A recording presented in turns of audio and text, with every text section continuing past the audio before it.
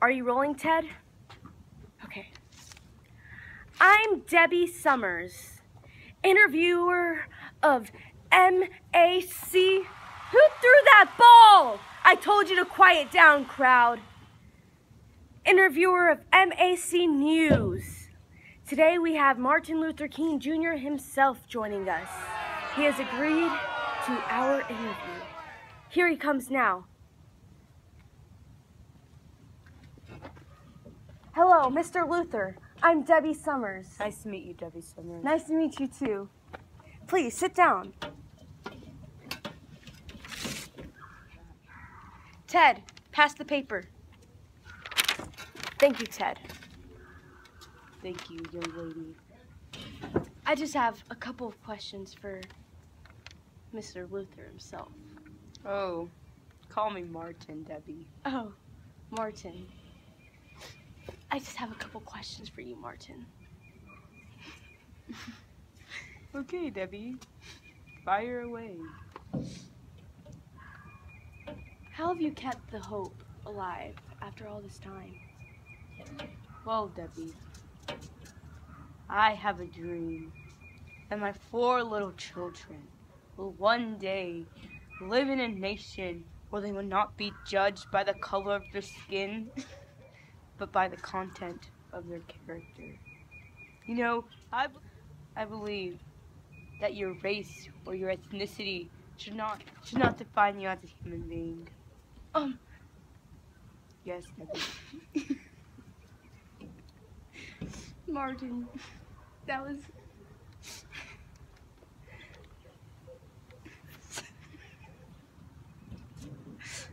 beautiful. Oh my goodness.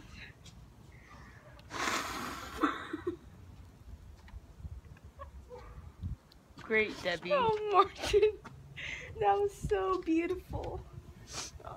Very inspirational, I would say. Martin, that was very inspirational. Martin, can I ask something personal? Go ahead, Debbie. Are you rolling, Ted? This is good. Sorry, excuse me.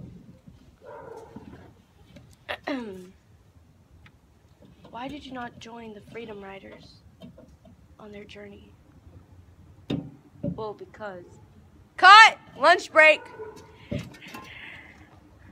We'll come back to you after these commercials. I'm Martin Luther King Jr. And I'm Debbie Summers. With the message. We approve this message. Cut it, Ted. Stupid interviews. I'm Debbie Summers with MAC News. There are some issues, so we're moving this interview with Mr. Luther himself inside. Stay tuned. I'm Debbie Summers with MAC News, and this is Martin Luther King Jr. joining us today for this interview. Continuing back on to, well, before our commercial break, Martin, tell me, why didn't you join the Freedom Riders? Well, I was on probation from a previous arrest. Okay. You know how the times are these days. Yes, I do. Tell me, how was your childhood? Well, my childhood was pretty great. You know, being an African-American male. I was born in Atlanta, Georgia. My father was a preacher. Really hard worker. He fell in love with my mother, and now I have 2 other siblings. Your everyday love story. Yeah, pretty much. Nice. Well, you know, becoming the person I am today made me go through a lot of struggle. My family was middle class, and it's hard to get where you are now. And during these times, being black doesn't make you as smart. They seem to put you in a stereotype that makes you seem like you're dumb and uneducated. My father, my family, they fought as hard as they could to get me into the best school they could. Childhood molds people. It molds who you are. It impacts you. Those childhood memories, they make you the person you are today. I see what you mean there. Yes, childhood is everything. So, who or what made you become who you are today, Martin? I could say my background, my family, my friends. Life made me who I am now. I was treated differently because of the color of my skin. It wasn't right. When you know something is wrong, you try your best to stop it. And those were my intentions. I wanted to stand up and fight for the people who didn't have a voice. I love what you just said there. Fight for the people who didn't have a voice. It's very inspiring, Martin. So, how do I word this? Are you aware that because of your actions, because of these protests, you could lose your life? Are you aware of that? Debbie, if I die, I will die proud. I'm aware that there are people who live off of hate and will end my life any chance they can get. I will die loving the color of my skin, leaving this world knowing that hate will come to an end. If I die, I will die proud.